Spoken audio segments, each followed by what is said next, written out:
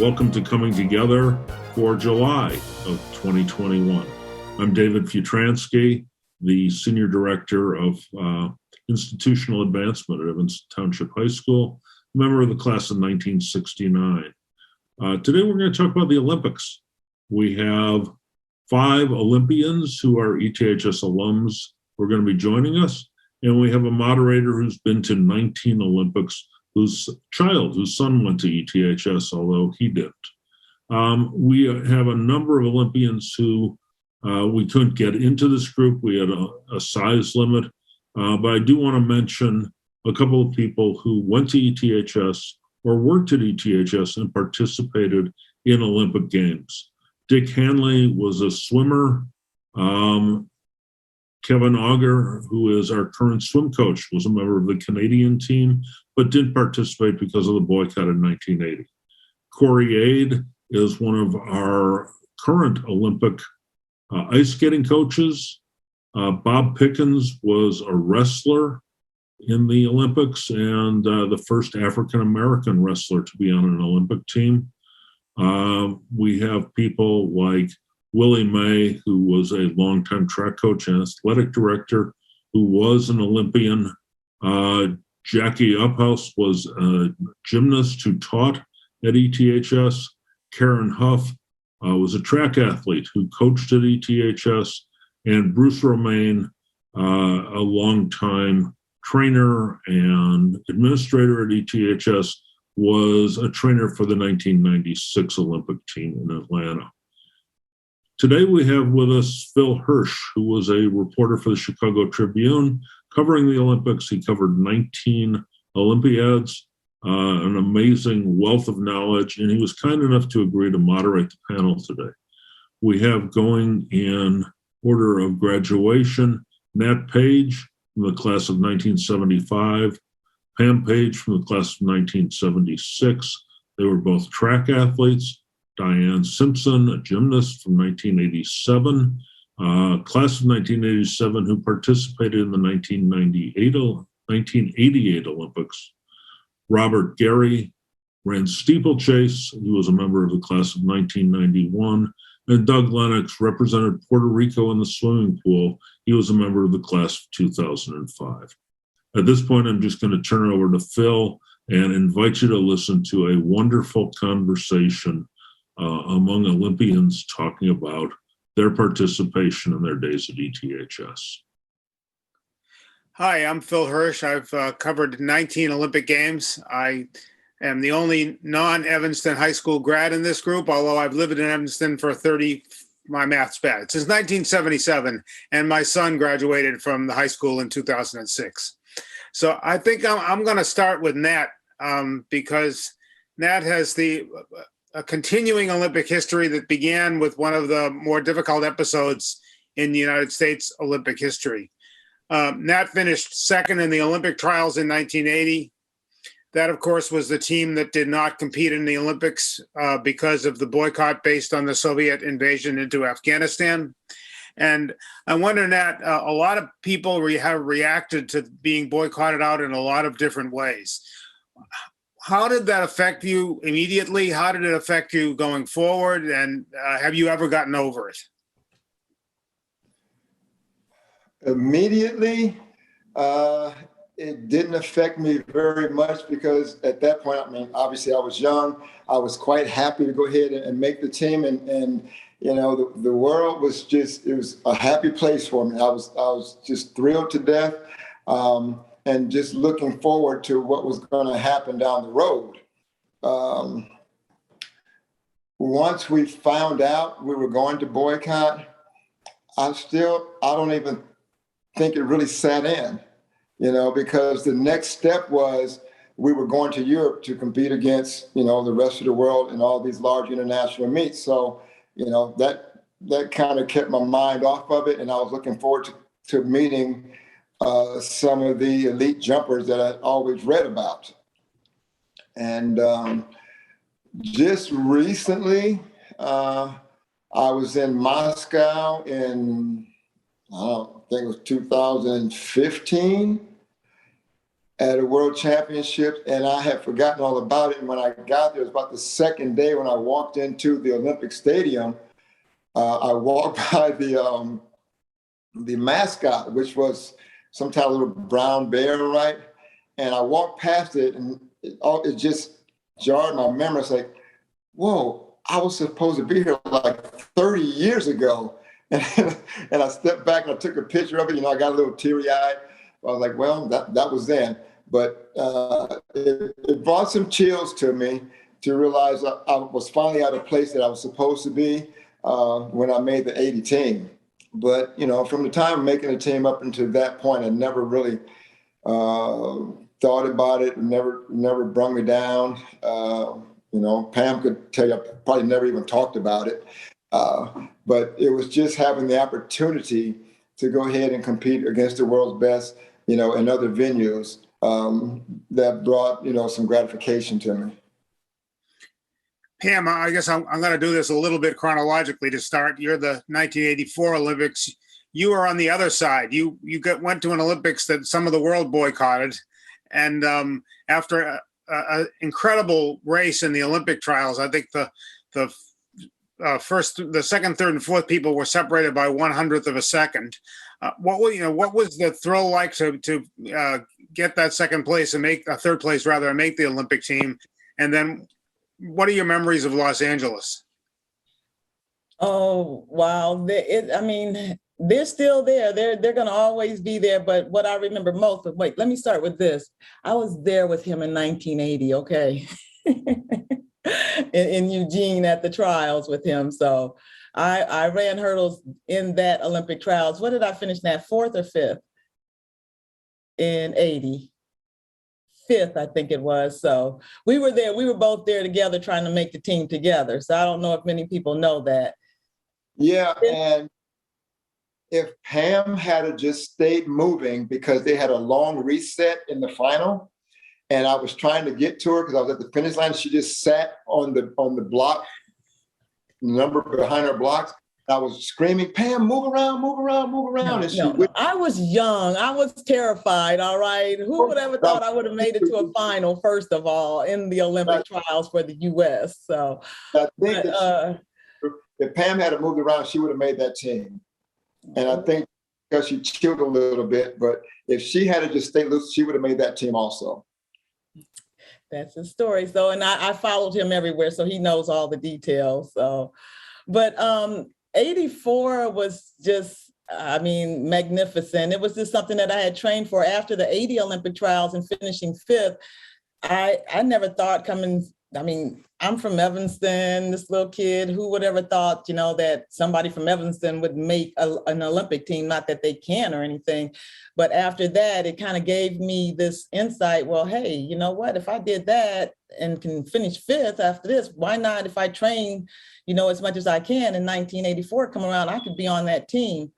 And, that for 4 years, I really put in the work. I talked to Nat all the time. He was always telling me, just keep running, just run like a mad woman, just do this, just do that and everything, and you'd make it.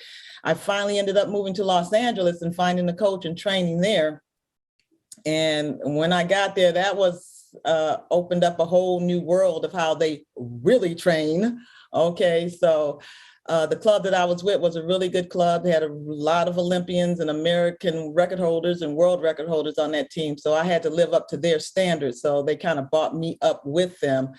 And the day of the race, all I can remember is, the way the hurdles go, you run one race and then the next day or 2 days later, you run your semis and your finals. But back then, I think we actually ran more rounds than what they run now because you had a lot more entrance into they were allowing a lot more people into the meet. But I thought I won, to tell you the truth. I mean, if you watch the race and you're kind of zoned out while you're running and everything, but at the end, you can always hear the announcer. And I can just remember her name, Donna De Verona. She goes, and it's Pam Page. And at that time, I'm like, what? I won? And I just couldn't believe it. And I was just jumping up and down, just ecstatic and everything, because he would always be in the stands. He'd be more nervous than I would be. So once I crossed the finish line and they was grabbing me, come over and talk to television, I'm like, okay, I'm from Evanston, this and that. And then all of a sudden they said, well, hold on a second, we got to go back and look at the review to finish, the video, the photos and all that kind of stuff. And they came back, I swear it seemed like 20 hours, but it couldn't have been no more than an hour, 2 hours later when they finally posted the results on the board. And I'm looking, there's, it's digital, so it's going down. I'm like, okay, they say I won. I'm not first. I'm not second. And then third came up there, but I had the exact same time as second place. And fourth came up, we had the exact time. So it was all 13-13. And at that point, the controversy started. All right. So because the young lady that was off the team, she was the American record holder at the time. So she was a shoo-in to make the team, but it just didn't happen for her that day. And even after the end of the day, they had taken the photo finish down to Hollywood Park and had them look at it, in California where the racetrack is and stuff, and had them review it. And at the end of the day, she said, well, she had bigger breasts than I did, so that's why she beat me. And I'm just like, okay, whatever it took, So, but it was just a moment to remember, and I had so many friends that came into town and to watch. My mom was there, it was just one of those things that you dream about, and it finally came true. So we have a Seoul Olympian here. It's impossible for me to believe that Diane could have actually been competing in the '88 Olympic Games.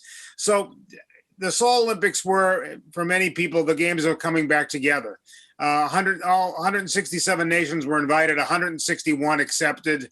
After the two superpower boycotts, now the Olympics were back being much more universal. Did you get a sense of that, Diane? Did you get a sense that this was a different atmosphere, maybe than you hadn't experienced the other two, but did you get a sense the atmosphere was different? And obviously it was a very, very important moment in Korea's history, showing how far it had come from the Korean War. And did any of that impact you? Oh, no question. When I was competing, I was coming up right after the '84 games and the boycott, because I was there to see Miracle on Ice and then know about the boycott, as a young girl. And so I appreciated that. And I also had the opportunity to compete many times in Eastern Europe. Specifically, my sort of coming out party, I guess, was at the Goodwill Games in Moscow, up on the podium with the red carpet and the hammer and sickle and red grand piano with my pianist playing behind me. Right there, an American playing in Moscow prior to going into Seoul. So I already had that experience and that appreciation of the Cold War and what a big deal it was that we were all coming together in the whole idea of peace through sport and Olympism, and how that Olympic spirit of the competition happening, but with everybody and all the cultures together. I really appreciated the opportunity to be able to share in that. And similarly to Korea, really putting on an incredible show. I believe the opening ceremonies was just, considered still one of the most fantastic ceremonies they've ever had. Just the idea of Korea, and then also being part of the village and just seeing the security level that they had. And I think it was one of the first times that they were really using the internet. We had this weird way that we could chat with other people in the Olympic Village. And it was the beginnings of email. I mean, email hadn't really existed. And wow, we could send a message to our teammate or to someone from another country. And I had friends from other countries. And so to be part of that grand party, I was so fortunate. But I don't think any of it would have happened without being in Evanston, because I grew up in Evanston. Our track stars here will appreciate it. Running on the 4th of July with the gun right there, there at Lincolnwood School, and then going to Haven. And I was setting records in track and field, and I was practicing in my living room doing the standing broad jump, and just just the idea of being part of that and all the chances to be on a boys baseball team and being in Bent Park, and participate at James Park in soccer, those were all great opportunities. And if it hadn't been for that base with Evanston, I don't think I ever would have become an Olympian. So, by the way, Diane, if you look in the background behind me, there is a banner from the Seoul Olympic Games that I was fortunate enough to take home as a souvenir. And did Robert, we purchase that? That's the question. Robert, you competed in the Olympics that were supposed to be in Athens, and then you competed in the Olympics that were in Athens. The Atlanta Olympics, everybody, the conventional thinking was the 96 Olympics, the Centennial Games, would go to Athens, and Athens was not ready for them. And then by the time 2004 came around, they were a lot more ready than they would have been in 1996. First of all, Pam had the same opportunity. What's it like to compete in the Olympics in your home country? And then what did you have any special feeling about competing in the birthplace of the Olympics 8 years later? Yeah, I think I was I think some of the people on here were somewhat favorites or thought that there was a remote possibility of making Olympic team. I was not one of those people. I think Matt and Pam can understand when you have prelims, then semifinals, then finals. So I was supposed to race Monday, Wednesday, Friday.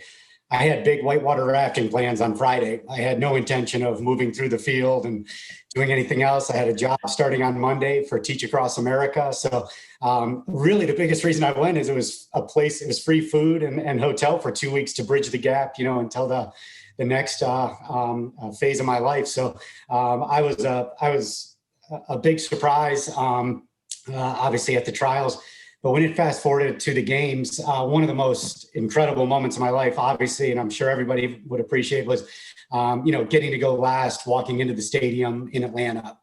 They had us in the old baseball stadium beforehand, and I couldn't understand why some people sat it out, that compete the next day or two, but it was probably more grinding than my actual steeplechase race that I ran that year, and certainly took longer, but just waiting around, the anticipation for it, having everyone come out, and such a celebration for our whole family. None of them had planned to do it. We rented houses in Buckhead back before Airbnb and all that stuff, just letting everyone, play a role in it.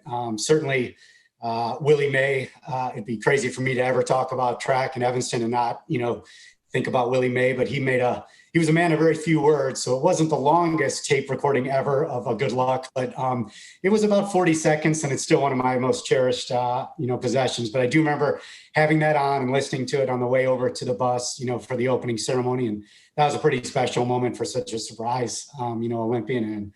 And then 2000 was the one I actually should have, didn't show up, didn't race well. I think the nerves probably got a little bit more to me. And then the last one, I was a little bit of an old man in the sport. I was 33 years old and it was kind of my last chance to make it. So,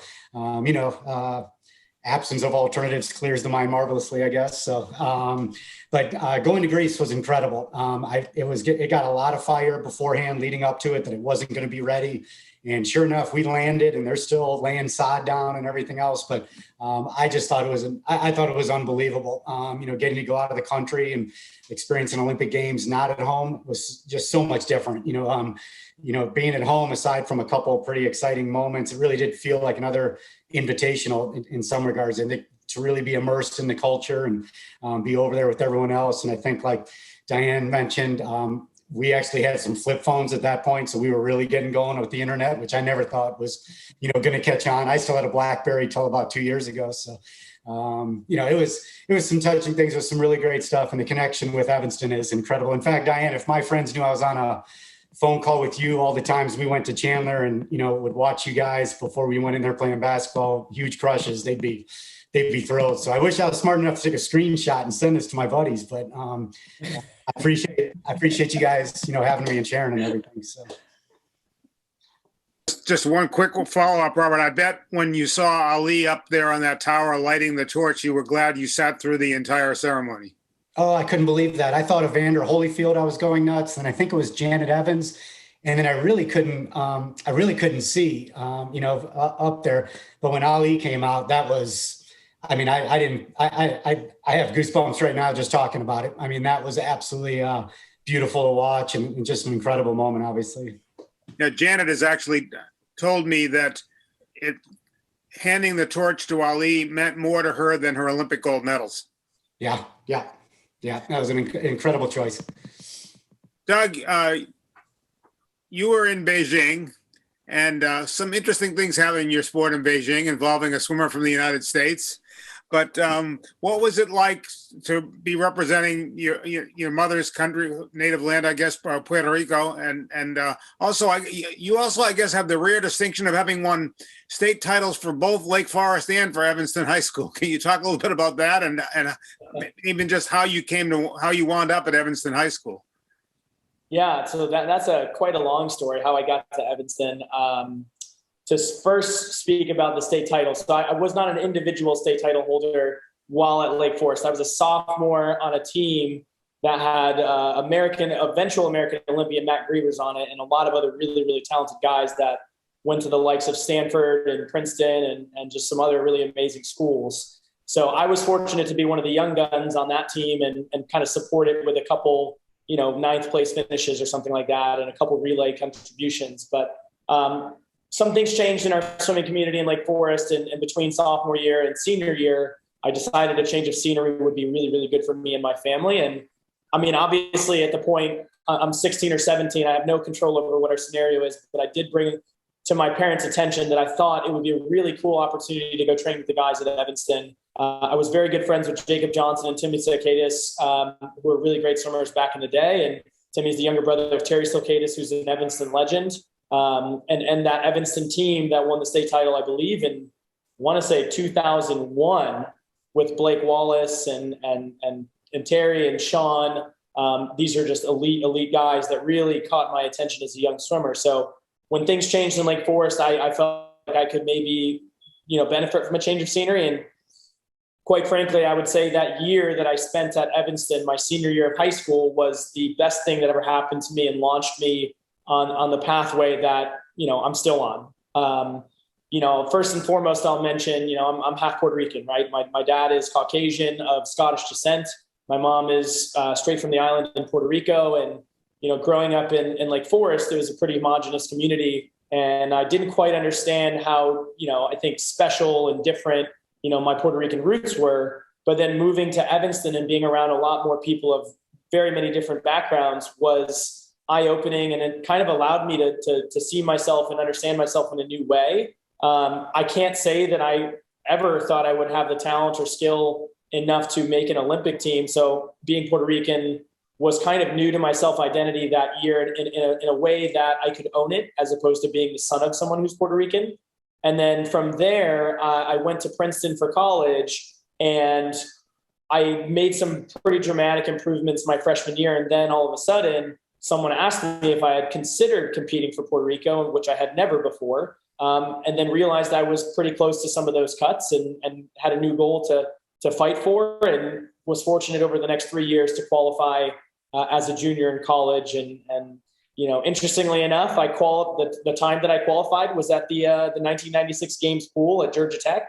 It was in the Atlanta pool there where I qualified for the Olympics. I just have so many fond memories of kind of navigating that part of my life as someone who had his eyes opened by just being around people that are amazing and wonderful and different. And I fit in, I guess, in that equation better than I realized. Did you get to watch most of them? You were in 2 of Michael Phelps's events, and did you get to watch all 8 of those gold medals? So yes, the short answer is yes, I did. And that was pretty incredible. I had actually raced against Michael as a senior in high school when I was with Evanston. I was at a club meet in December of my senior year, and raced against him in the final of the World Championship trial. So that was the first moment I kind of really knew the gravity of his talent. Obviously, he had been really, really good for longer than just that moment. But yes, I saw all of his medals. I saw all of his races. It was incredible to watch the Jason Lezak finish on the relay and the celebration afterwards. And what was really neat is being in the stands, a lot of the NBA players that were there to compete for the gold medal came to watch that race and many of his races. So I got to be elbow to elbow with like LeBron James and Chris Paul and Jason Kidd and Kobe Bryant, so it was really life-changing for me that swimming for the first time, to my knowledge, brought that kind of professional and famous person to our venue. Nat, in recent years, the United States Olympic Committee has finally begun to recognize coaches for the contributions they've made and give coaches a medal and have coach when they at U.S. Olympic House. What has it meant to you to coach athletes in the Olympics? And you didn't have the chance to compete yourself, but as you look back, you think that's every bit as satisfying as what you didn't get to do? Yes. One is because basically from my junior year in high school, I knew that I wanted to be a coach. After I sat and talked with Coach May for a couple of years, and, I loved what he did, and I loved how, he had me come along and progress in regards to, the hurdles and high jump. And I was like, hey, I want to do this. And, through college, I actually was basically kind of coaching. And I always say I coached against myself, because high jumpers that I would jump against would call me from around the country, to ask for tips and stuff. And so, I'd give it to them. But, it's something that I really love to do. That's my passion.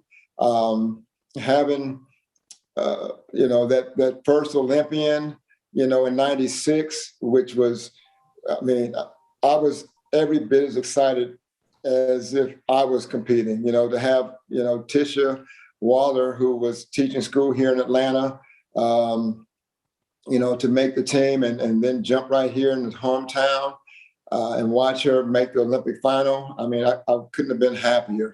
And then, to watch it happen, in games to come, after, it kept my interest.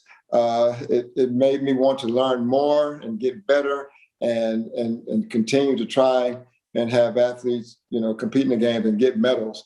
But it's a never-ending cycle, because the events get better every year, and athletes get better every year. So you're in that pursuit and having to learn more. So it has kept me quite interested, and that fulfillment is just like I was competing, because I've gotten every bit as nervous every time. So I could feel it. Pam, can you catch us up a little bit about what you've been doing lately in your life? Ooh, trying to retire. From what? From this coaching thing. I've been in Atlanta now for almost 25 years.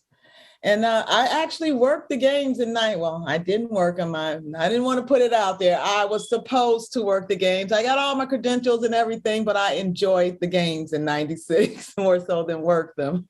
I was actually over the hurdle crew. So, I went there, signed in and everything.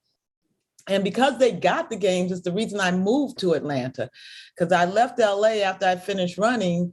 And I was trying to decide on what I wanted to do, where I wanted to live. And I said, well, you know what?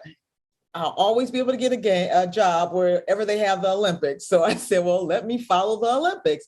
And so when Atlanta got them, I said, oh, I'm moving to Atlanta, guys. And I can tell you, because we were both in California at the same time, it couldn't have been not much later from when they announced it. I had packed up and grabbed my son and husband, and we hit the road and moved to Atlanta. And ever since then, I think we came out in 91, 92. Yeah, somewhere around there. So ever since then, I've been here in Atlanta. I've been coaching at Clark Atlanta University, historically Black college and university. So I've walked there. I went there as a volunteer coach and then became assistant. And I've been the head men and women's cross country coach now for like the last 15 years.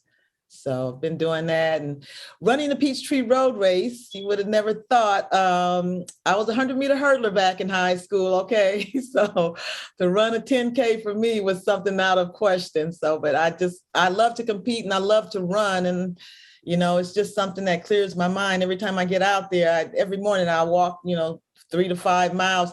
Nat's on his way to practice at 6:30 in the morning. I'm out walking at 6:30 in the morning. We live about 5 miles from each other. So he'll see me walking down and toot the horn, and I'm like, hey, getting it in. So, but yeah, just coaching still, and on the road to retirement now. 76 was a long time ago. And actually, we have our 45th, reunion coming up this year. So 45 years ago, I was there. So the Olympics have an element of the Hotel California you can check out, but you can never leave. Robert, you're a track coach. Doug, you're involved with the Chelsea Piers Swimming Club. And Diane, you were heavily involved in the Chicago Olympic bid.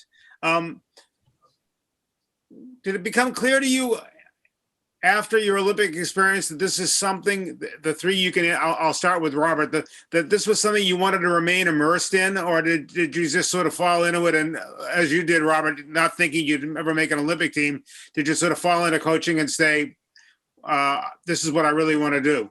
And Doug, if you can think about the same thing, and Diane on a different way, as a trying to bring the Olympics to Chicago, if you could think about the same thing.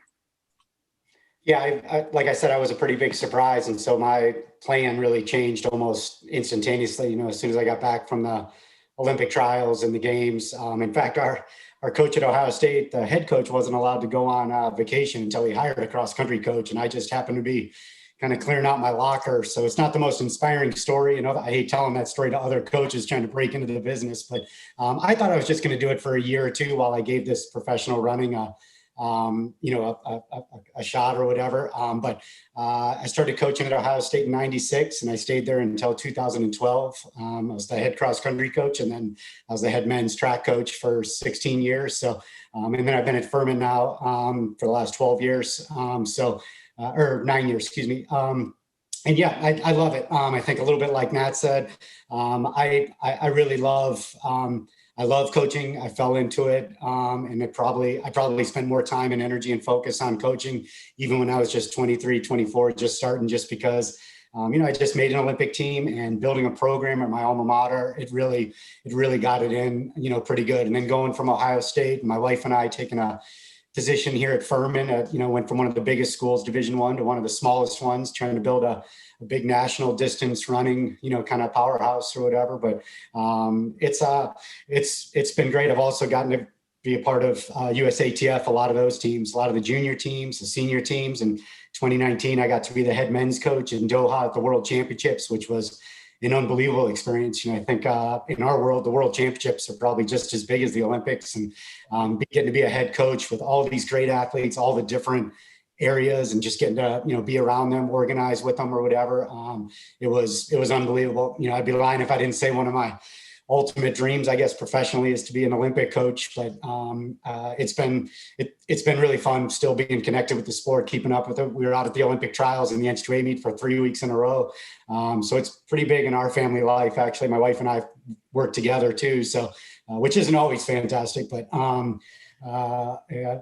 it's a lot of fun watching these athletes, different generations getting up, going. And it's really fantastic to connect with those relationships year in and year out. And Doug, if you could just talk about winding up where you are and having gone, I will forgive you as a Yale guy. I will forgive you having gone to Princeton, but with a slap on the wrist. But talk about now coaching at Chelsea. Talk about coaching at Chelsea Piers.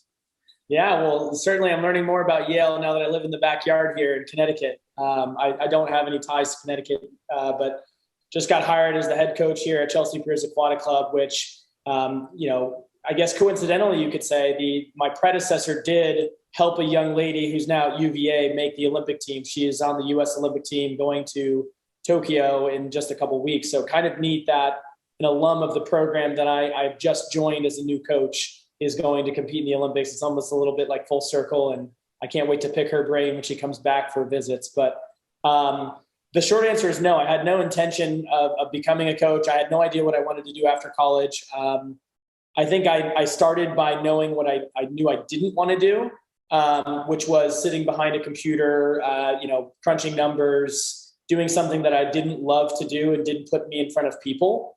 And I think a lot of that came back to, at Princeton, I was an anthropology major, which is the study of culture, study of people, study of immersing yourself in something that is unfamiliar. And I think that worked hand in hand with my kind of self-discovery process, qualifying for the Olympics for my mom's native Puerto Rico, and learning a lot about myself in the process and a lot about the world in the process. And so, that led me to certain experiences that, kind of made me more aware of human rights and social justice issues from a younger age, I guess younger being college and shortly out of college.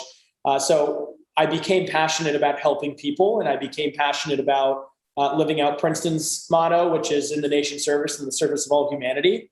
So I bought into that and became a kindergarten teacher in Brownsville, Brooklyn.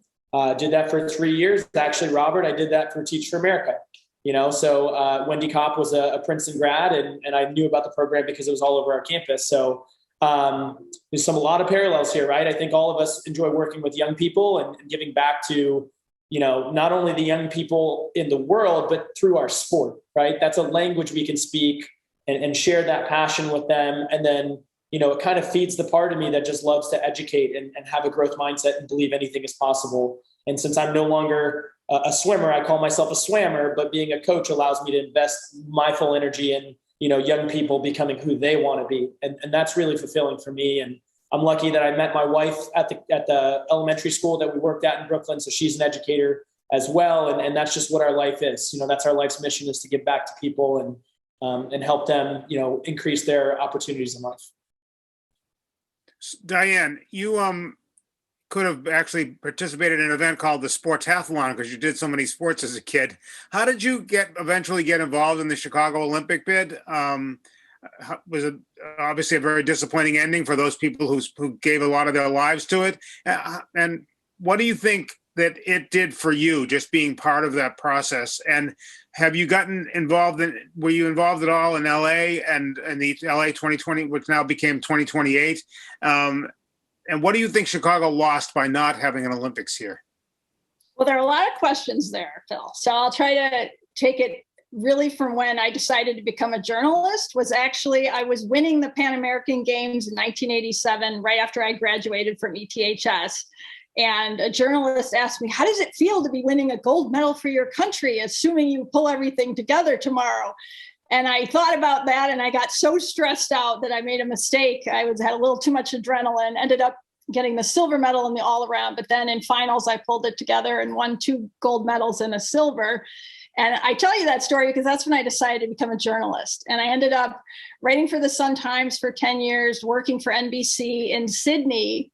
And when I first heard Mayor Daley mention, we might be hosting an Olympic Games in Chicago, I was at one of the very first meetings where they invited 3 athletes. And I was at the meeting, and I thought, I want to help with, and I ended up being the manager of athlete relations and communications, supporting the 3,000 Olympians, Paralympians, and coaches, supporting the bid. And why did I want to do that? Because the Olympic Games are the gift that keeps on giving. I feel that I've been given a great opportunity to share my dreams. Not necessarily every individual is going to become an Olympian, but we can all be an Olympian in life. And I think we have a lot to share as athletes. I think we have that positive message. And so I wanted to bring that to Chicago. I wanted that to bring that to the United States effort. And so I got on board, and I think we accomplished a lot. You say it was disappointing. Yes, of course, it was disappointing that we lost to Rio de Janeiro, but the fact is, Millennium Park was the idea of the Olympic Park, and all of that came from the Daniel Burnham plan and 100 years in planning the city so there would be 23 miles of green space. And the fact that I got to be a part of that, and I think I visited close to 90 or 100 schools in Chicagoland over the course of those 4 years, just the idea to give hope to some kids on the west and south side, and also throughout the community, and bring that beauty and that that idea of something bigger to the community. That's why I was involved. That's why I've continued to be involved. I've been the president of the Midwest Olympians and Paralympians for 16 years. I just stepped down last November. And that's why I do that, because I care about the kids. While I don't coach directly, I feel that I have a message through writing or public speaking or working and inspiring. We obviously are at a critical moment in the history of the United States right now. And it harkens back, of course, to 1968 Olympics, when I believe Pam and Nat, you were about 10 or 11 years old, each of you. And Tommy Smith and John Carlos had the courage to stand behind their convictions and raise a fist on the podium in protest of the conditions of Black Americans, which sadly enough, as we found out over the last year and a half, we've been reminded again, like a smack in the face, we still have grave problems in this country. The idea of protest at the Olympic Games is now a very, very hot issue. The International Olympic Committee has just tried to limit it to before the competitions, nothing on the medal ceremony, nothing on the medal stand, and yet a number of people, Ray Zamboden, excuse me, Gwen Berry, Noah Lyles, both made statements of at the U.S. Olympic trials. I don't want to just limit this to Nat and Pam. Anybody who would, what are your feelings about this? Should the International Olympic Committee let it be give a wider, I'll still do this again. Should the International Olympic Committee remove all restrictions on protest and let people, as long as people are not protesting and as long as people are not making protests that are hateful, but are standing up for human rights, what do you think about the whole idea of a little bit more liberal approach to protest, even from the IOC, and perhaps do we want an even more liberal approach than that? Anybody who would like to take that, please chime in. I would like to see people protest, in some sort of manner, but it's how the rest of the world would perceive it. But in all honesty, I think that I wish that they would hold it for the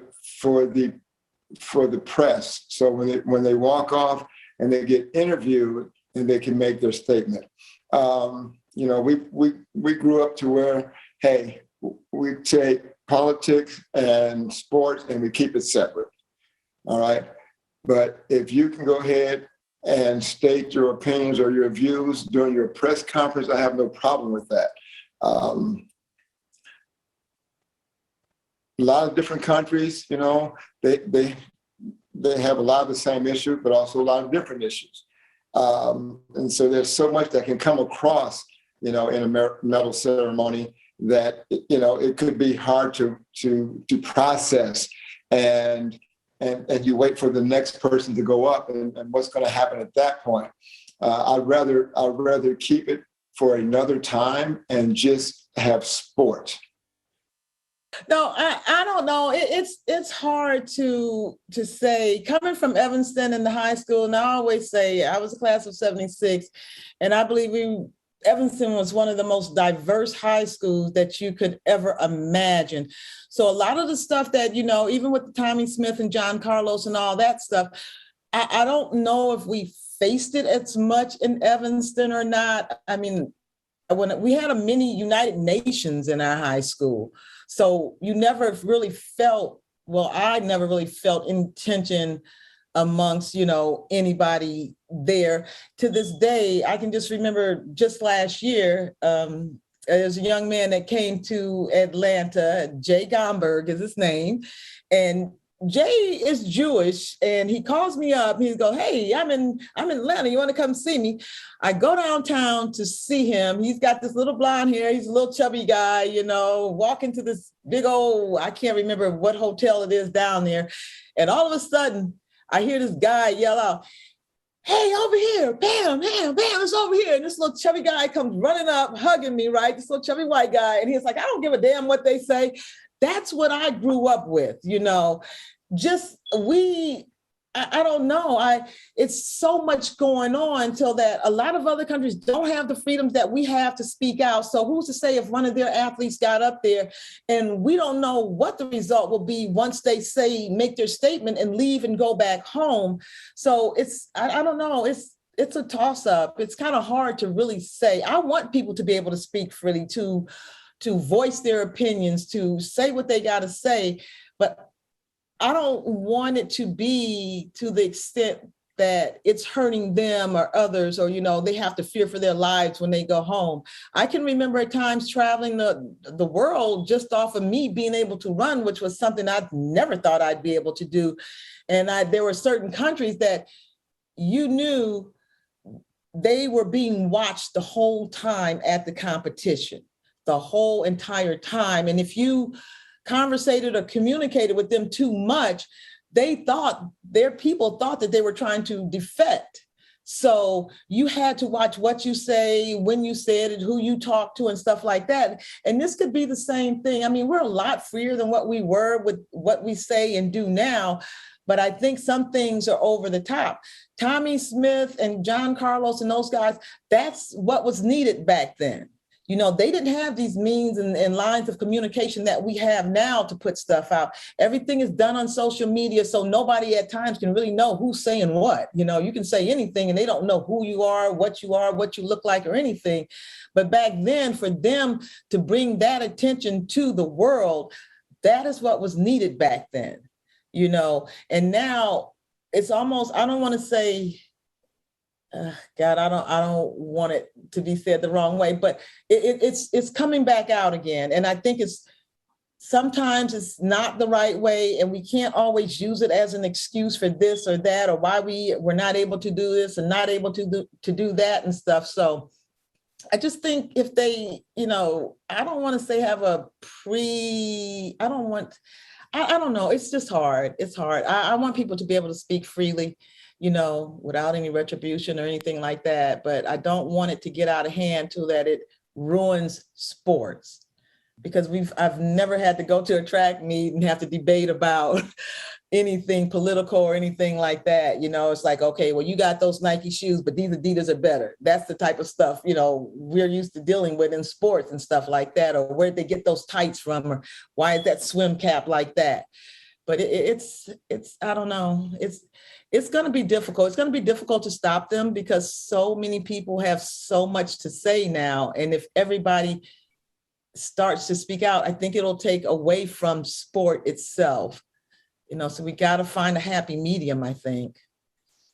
So I'll chime in with, I guess, my perspective on what's controllable and what's not, right? I think we're in a moment in time where information sharing, idea sharing, opinion sharing is at an all-time high. And there's so many ways to do it that I don't think it's reasonable for us to expect to control, athletes from using their voices. Now, I think we can certainly filter it to the right time and the right way. And the word right is in quotes, right? Because that's dependent upon what someone in a third party position decides is appropriate.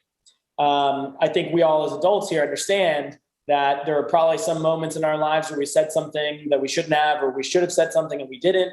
I think that being an Olympic athlete at least has made me feel a sense of responsibility to speak up for those who can't speak for themselves. And that's why I got into education. That's why I got into coaching after being the classroom teacher. And that's why I stay in this environment, is because I want to teach young people to find their voices and use their voices for good.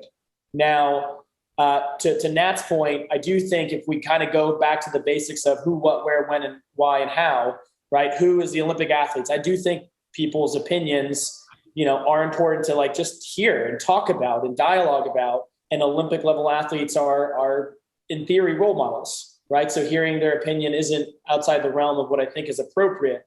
What they talk about, obviously that's a wide range of things that we all have different things that are important to us, and we would want to share with the world, those thoughts and feelings. But the where and the when, right?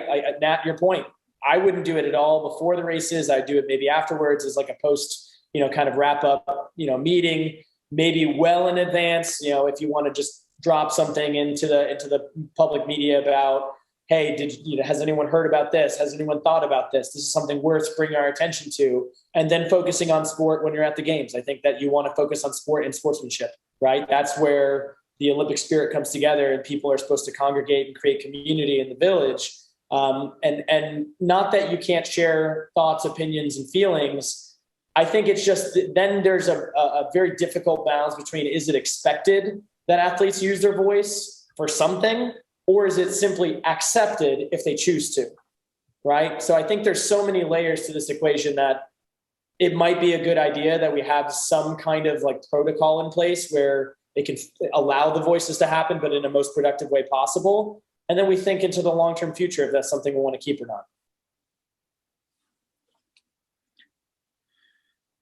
So this question is going to seem that we just discussed a very serious issue, and this is going to seem a little bit less serious, but we have 3 track athletes here. And Robert, there's a lot of controversy within your sport about shoe technology. The same thing that happened in swimming in the late, not about the time of the Beijing Olympics, it finally ended in 2009 at the World Championships, where it was called technological doping.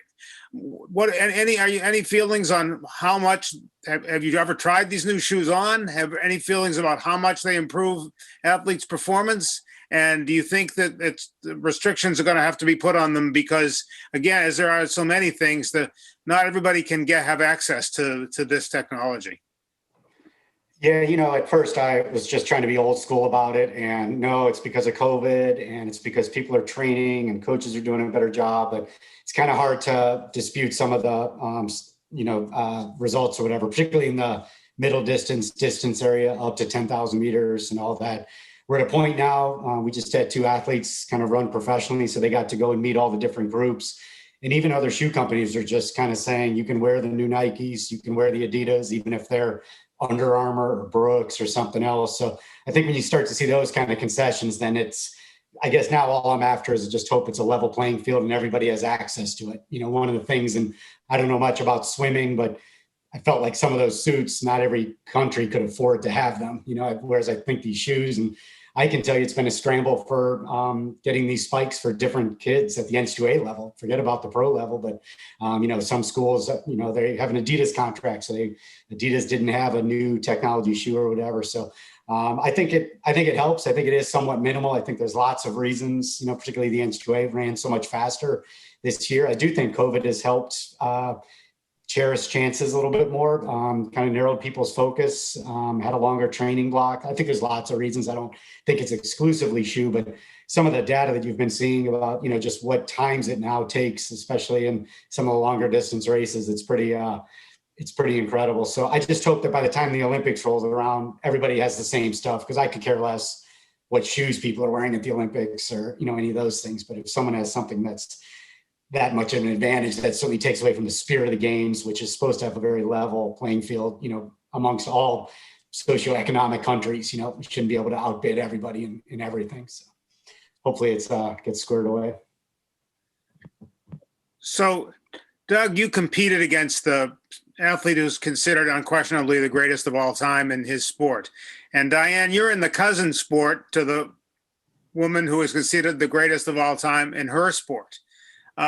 What do you think Simone Biles has done for gymnastics and has done for young women, has done for, just to enhance the standing of gymnasts, to enhance the standing of young women, and particularly she's no longer a very young woman anymore. She's 24 years old, and is showing that you can keep doing this at an age when nobody thought it was possible.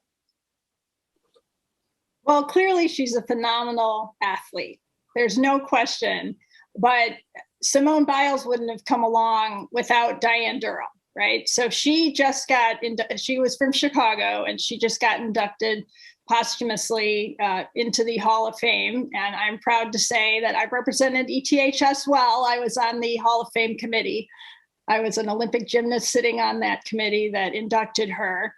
And I think that she's just a tremendous spirit, Simone Biles. And she's definitely shown not only that you can persevere and be successful in sport, but also by using her voice. I got involved in the Olympic movement with the U.S. Olympians and Paralympians, so that athletes would have that voice. And I think she's done a great job, as Pam was saying, through social media to really present that voice and stand up for what she believes in. I too was involved in a poor culture of abuse within gymnastics, and I spoke out early, but she's really had a platform to stand up. And clearly not everything has been great in recent years with the Larry Nassar era, and she has come through like a shining star. And I just can't say enough about her ability as an athlete and as a person, and she's a tremendous leader, and I know she's going to do very well.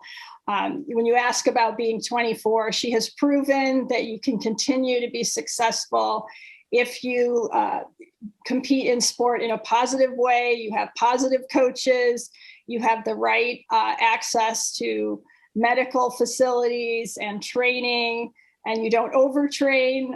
She is clearly that beacon of light for all of us who tried to compete till our 20s. And just so people know, Diane Durham grew up in Gary and coached for many, many years in Chicago. And she was never given a reasonable explanation of why she did not make the 1984 Olympic team, which was very sad. But she went on, and unfortunately, she just died recently, very, very young. So she was a groundbreaker in a sport. There were a few African American gymnasts, Ron Gallimore running on the men's side, but Diane was truly a groundbreaking athlete for women's gymnastics. I'm going to just ask a generic question. I think that may give us all what we need here. Each of you, I'll start with Pam.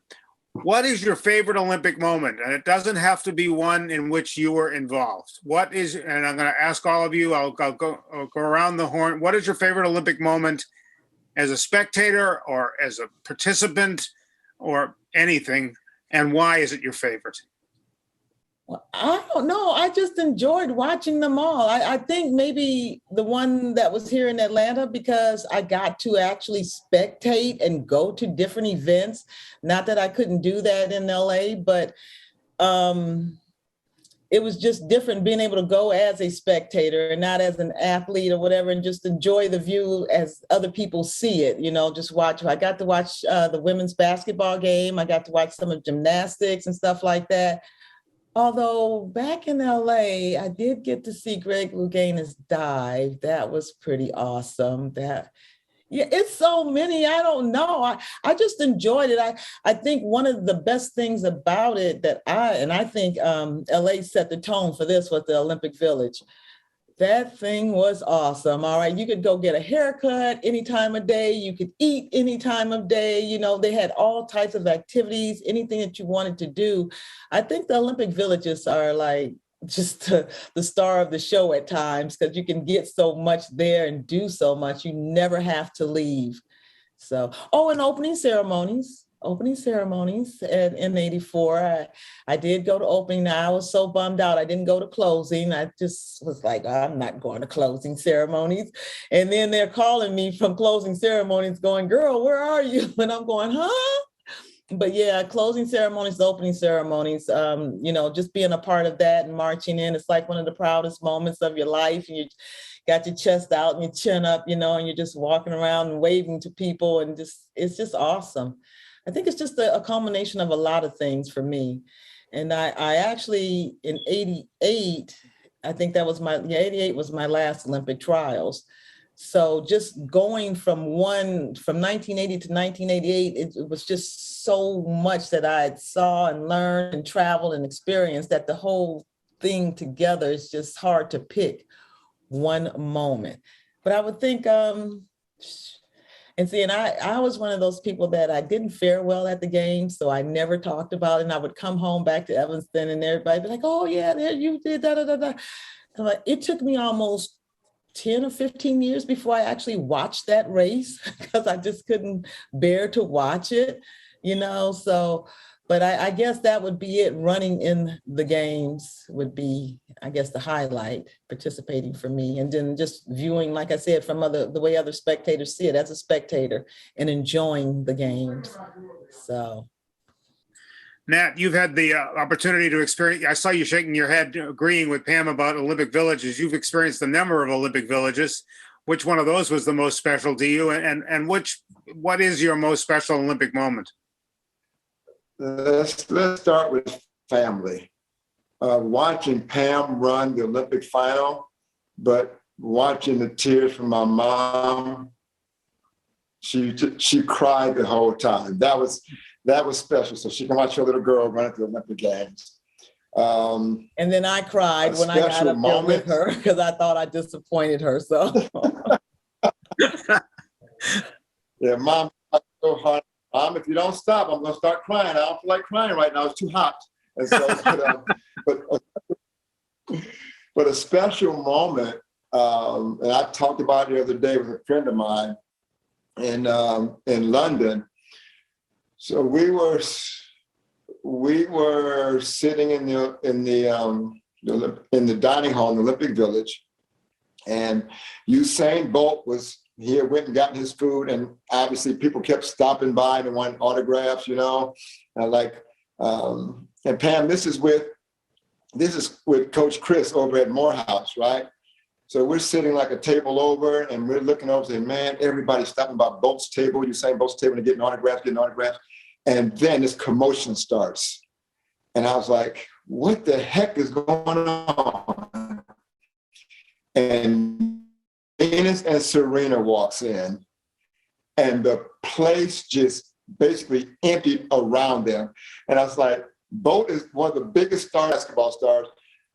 Everybody just bolted from their table and just surrounded him. And I was like, boy, they can make you feel small. But to have them walk in and see how many athletes from all different sports recognize them and as the superstars that they are, while having another mega star sitting right there, that to me, my jaw just dropped.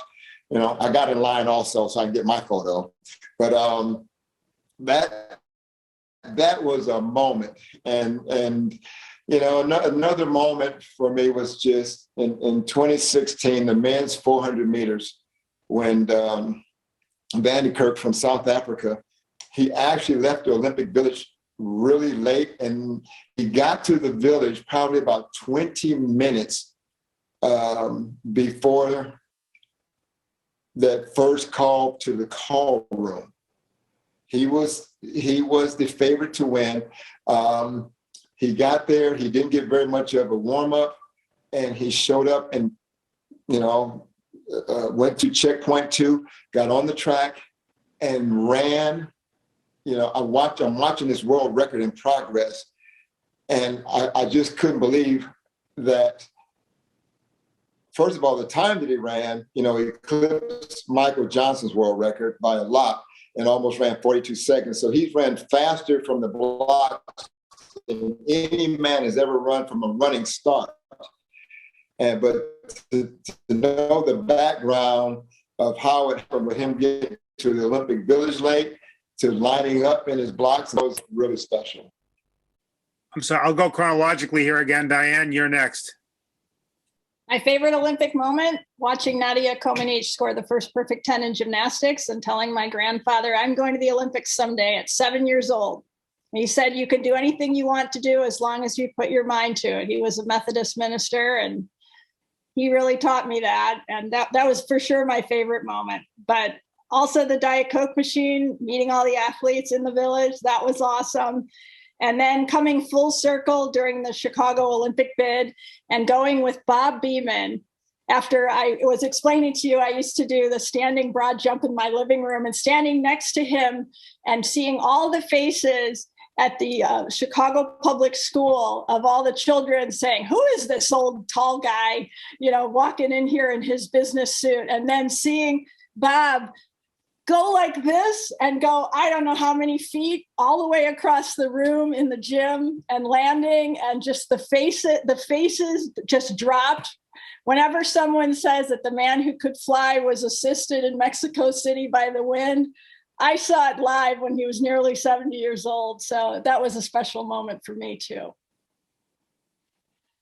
Yeah, if you ever want to try to explain that to people, have someone take a ruler or a tape measure, a very long one, and draw out 29 feet, 2.5 inches. And when you stand and look at that, it's absolutely jumping over the moon.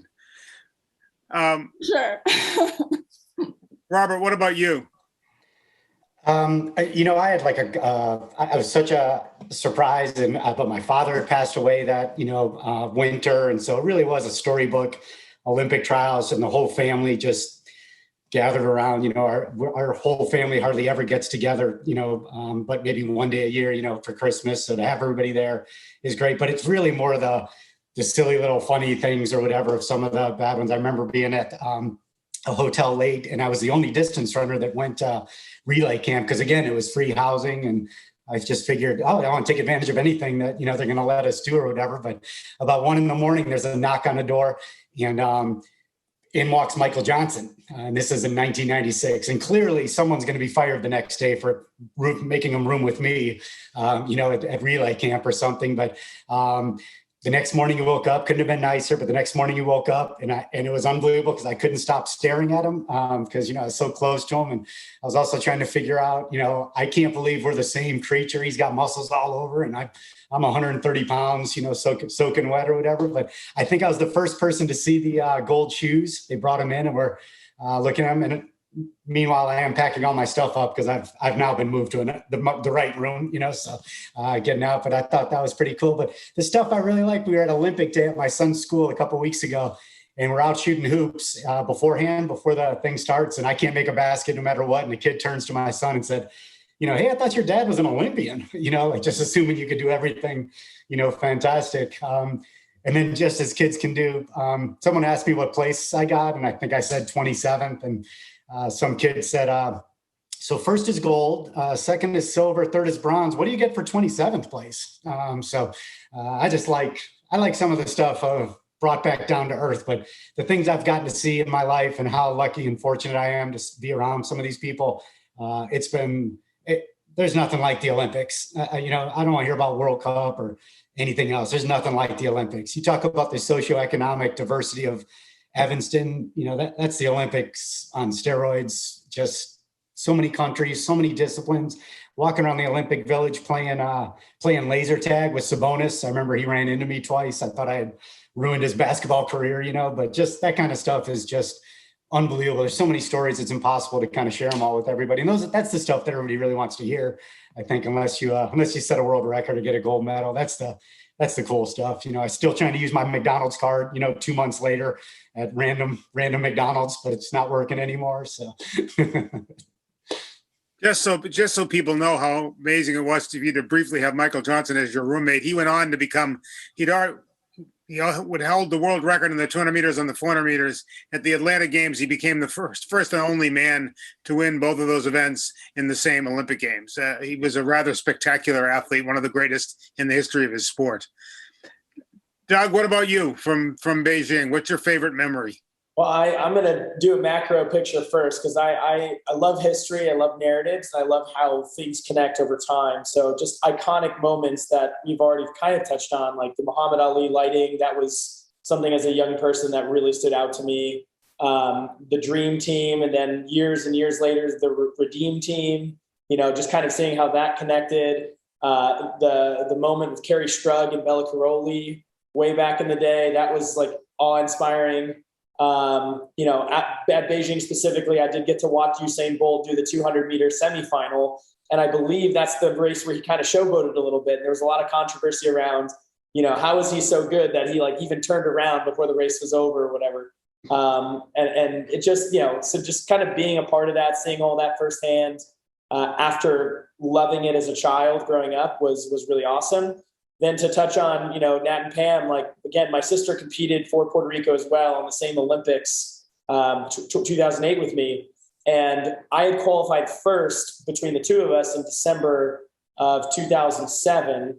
And she qualified in April of 2008, just before the games happened. So it was a really cool moment for a whole family, but being on deck at the same meet with her and competing, and then watching her make it not only in one event, but two events, was a really cool moment for me as a younger brother to just feel proud of her and feel proud of my whole family. My oldest sister, Cassandra, She didn't make the Olympics herself, but she had so much pride for her siblings that she got a tattoo of our names and the Olympic rings on her own body, which was just kind of an interesting moment for me to be like, wow, I didn't realize this was such a big deal that my sister would be impassioned to do something like that, but it's very meaningful. So, and then I guess more Beijing stuff, the whole Michael Phelps saga, right? We already talked about that. Like the moment where he won the 100 butterfly by a very short amount, Jason Lezak coming from behind on the miraculous relay finish, just really wonderful things to kind of see how sport can take people to that next level and prove that impossible is nothing.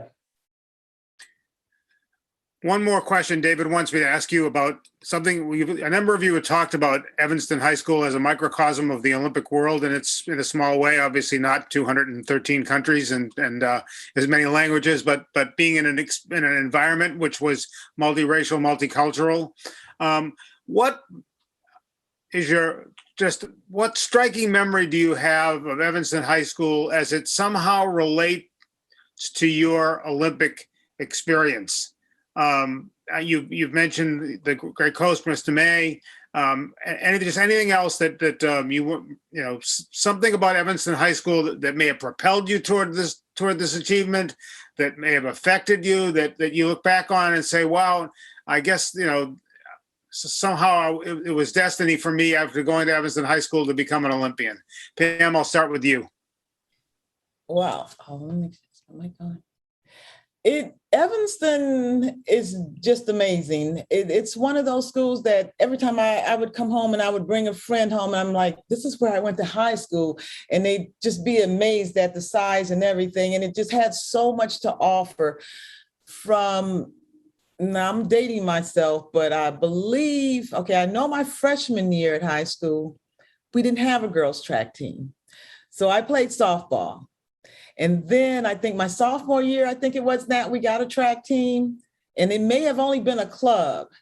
And I was still playing softball at the time, but I'll tell you real quick, they had me playing shortstop. Now I could catch, I could run, I could throw, I could bat, do it all. I was kind of like you, right? And I remember her name to this day is Mary White. There was a pop fly, it was a sunny day, and the trees covered the field a lot out there, right? So every now and then you get that ray of sun where you couldn't see anything if you were looking up. The ball came down, crashed her in the face. I said, I'm doing track from now on. So from that moment on, I quit the softball team. I never quit a sport before, but I quit the softball team and started doing track from that moment on, right? And from that moment on, we had a coach, Mrs. Huff, who was, I don't know if you could find a nicer coach, okay? And I think she was the basis of how I am today, because whatever we needed, and we didn't have much, shoes and clothes. I think we actually competed in our PE uniform until they got us uniforms. How we had the little, from Chandler, you go buy the little USA, ETHS shirt and shorts, and that was your PE uniform. So we used to have to compete in that. And then I think it was actually my junior year when girls track actually started. So I'm way before, everything was already in place. And from Mrs. Huff to Mrs. Peterman, I don't know if you guys can remember any of these, but Mrs. Blake taught us French and taught us bad words in French. But that's when Patti LaBelle was singing Voulez-vous coucher, and she would tell us what it meant and stuff, because she was a French woman. So from all of those people and the kindness and support that they always showed. And we had no idea that we were as good as they were saying we were. We were just running because we loved sports and we loved activities and we loved to be out there. So, but from the time that my senior year, because I didn't start actually running hurdles, and I don't think anybody knows this, until my senior year in high school, and that was off of a bet. Cindy Askew, who was a year younger than me, she also ran track. She's like, well, I can beat you. I was like, girl, you'll never beat me in anything, right? So we ended up having a hurdle race indoors, and I had never hurdled before, just blew her away or whatever. And Mrs. Huff, her husband, actually saw me run the hurdles. He was like, oh, well, Pam can run hurdles from now on. I was like, I don't do hurdles, I sprint. And from that point on, I started doing hurdles. I made it downstate. And as nice as Coach May was, and you guys don't know this, but he did not want to work with girls, all right? It was just like, nope, get the girls out of here. It's the boys' turn. Girls, no girls, no girls. And I don't know if Nat had talked to him or Mrs. Huff or whomever, but he ended up saying, all right, well, I'll work with her a little bit, right? So I was like, okay. But at the time, I didn't know that Coach May was Coach May, all right, who he actually was, what he had actually done. I just knew he could coach hurdles and stuff. So anyway, he started helping me out a little bit. And the one thing I think I carried away from him was that he told me when he first started, he said, if you're not going to give 100%, I'm not going to waste my time. He said, hurdles is nothing to play around with. Every time you get in the blocks, it's got to be 100%. And from that day forward, every time I got in those blocks, I gave 100% because I realized if you don't, at any point you slow down, the hurdles are going to be there regardless. All right. So you can't make it. It could get catastrophic. But just the atmosphere, you know, everything about ETHS was always supporting and caring and just nurturing. And like, you know, I keep saying it was such a diverse atmosphere unit there that you didn't have time to think about anything. I had friends across the spectrum. I say that, and I can say this, that who would have thought that he would be homecoming king in 75 and in 76, I would be homecoming queen. I'm like, why would y'all vote for me? You know, but it was just how it was. And I enjoyed my time there. And that's all I talk about is my high school more than anything, because every time I go back, it's like, you going to the high school? Oh yeah, I'm going to stop by the high school to see everybody. So, and I look up try to find all my some of the former teachers and stuff that are still around and everything. But it was just a time that I enjoyed in life and I can always go back to. So, and it was a lot of fun. And I was a 3-sport athlete there. So until I quit softball, I played volleyball, basketball, and ran track. If I could have played badminton, which I really loved, I would have played badminton too. So just wasn't enough time in the day. Nat, how about you? Your sister just gave us a lot of great memories. What are your memories of the strongest memories, particularly as they relate to your eventual career and to your Olympic experiences? One, for junior high, we went to Skiles. All right. And so we used to walk home. We lived down the street from the high school, like one long block. So we would cut through the high school to go home. But, you know, every so often I would stop and go look at the indoor track. And I was like, wow, look at this thing here. We don't have to run outside. But coming there, seeing it, you know, as a junior high student going, you know, look at these facilities. And then once we're showing up,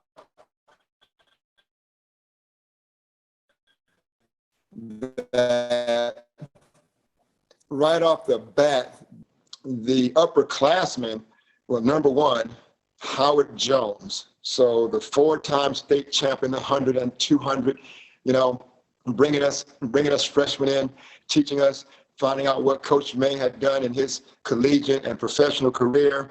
So all these achievements that the athletes had done, what the coach had done, and that made you go, wait a minute, you know, this is an unbelievable foundation. I want to be just like these guys right here, you know. And then the school itself, you know, the prestige of the school, everybody around the state knows, and you know, around the country. And you say, with walking into that type of atmosphere made you want to be good. It made you proud, and it made you want to be proud. And so coming up through that, I can't say one other thing. With the teachers, every teacher I had wanted to make sure you did the very best that you can do. So it was all around, and you could do nothing but succeed. You know, so it was just a great place to be from start to finish, academically and athletically. And wherever you would go and you had on your Evanston shirt, believe me, folks knew that, hey, number one, you came for business. Number two, you come from a really good place. And so just having come into that environment, you know, like I said, made me, I wanted to coach for my sophomore, junior year. I knew that. I had a great mentor in Coach May. You know, he told me, hey, you know what? If you keep your nose clean and walk a straight line, you're going to go far. I've said that from the time he told me to today. All right. And I've done just that. So those things alone is what, you know, the memories that I have and what has carried me on to today. Diane, you're next.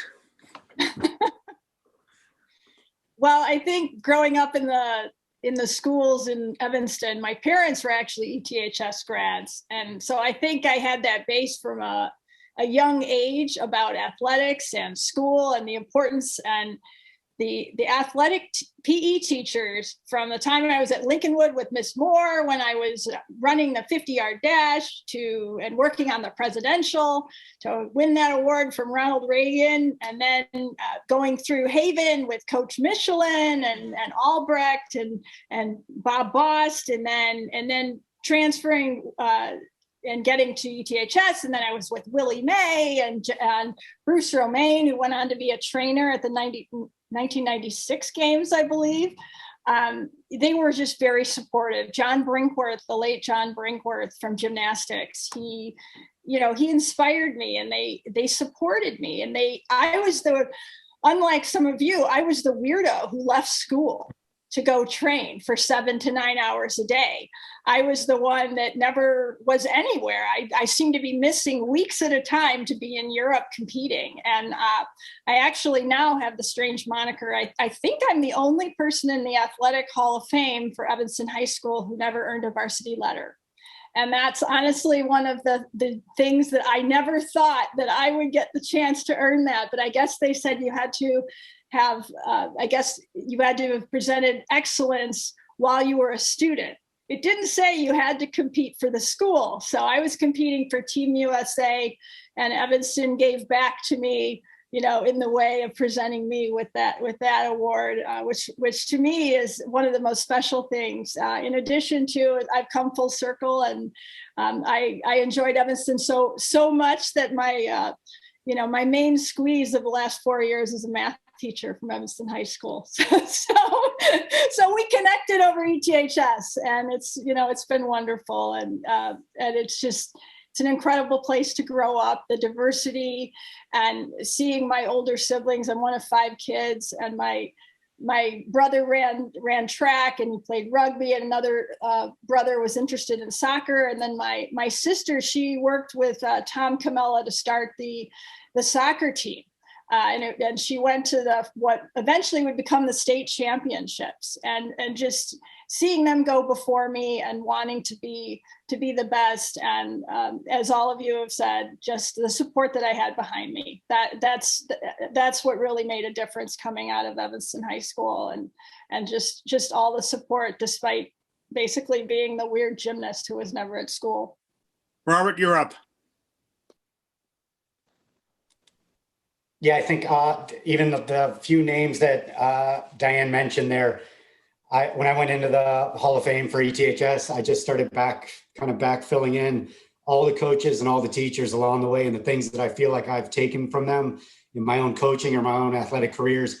And it just kept going and going and going. I mean, from YMCA, 4th grade Chargers, all the way up. Tom Camella was the first soccer coach. My dad was not interested in me being a soccer player at all. He was a football, basketball, but things just kept going. And I think my life would be drastically different if I didn't meet any one of 24 coaches or mentors along the way. I mean, I really see it in myself. Some of the things that we take from different coaches, floor hockey coach, I use it all the time with my son.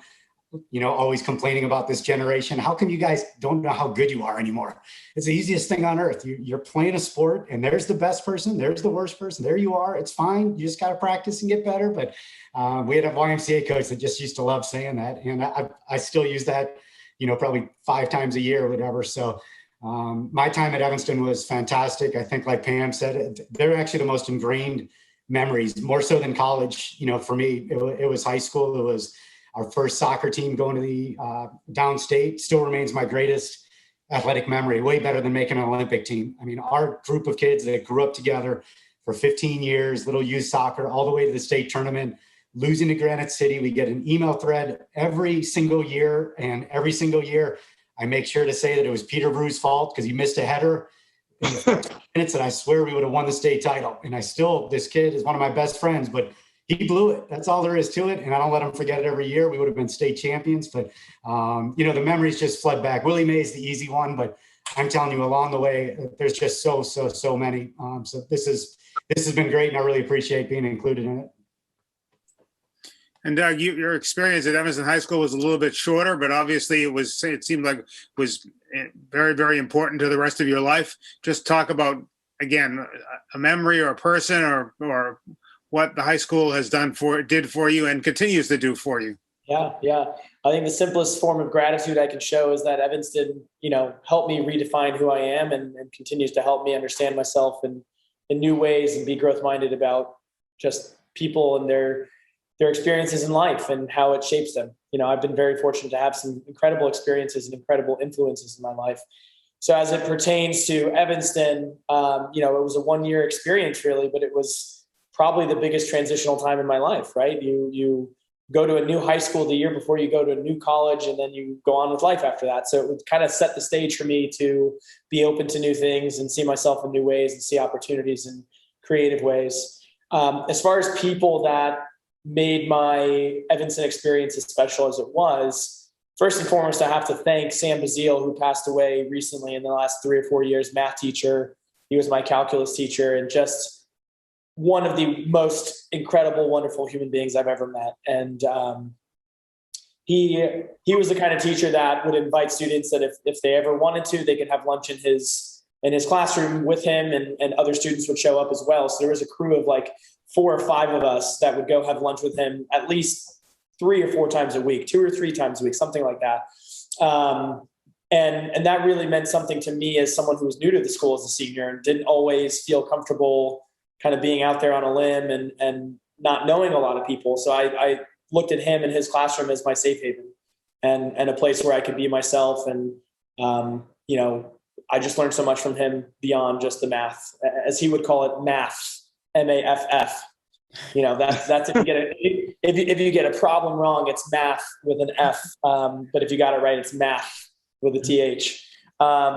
Then there's Paul Prima. I was in his English class. He was the basketball coach at the time, and he just had so many nuggets of wisdom that I really enjoyed and just thought he was an engaging teacher and kind of, I guess, built out my love for literacy and literature. And I would never call myself a good author or anything like that, but I think in narratives now because of the way he taught.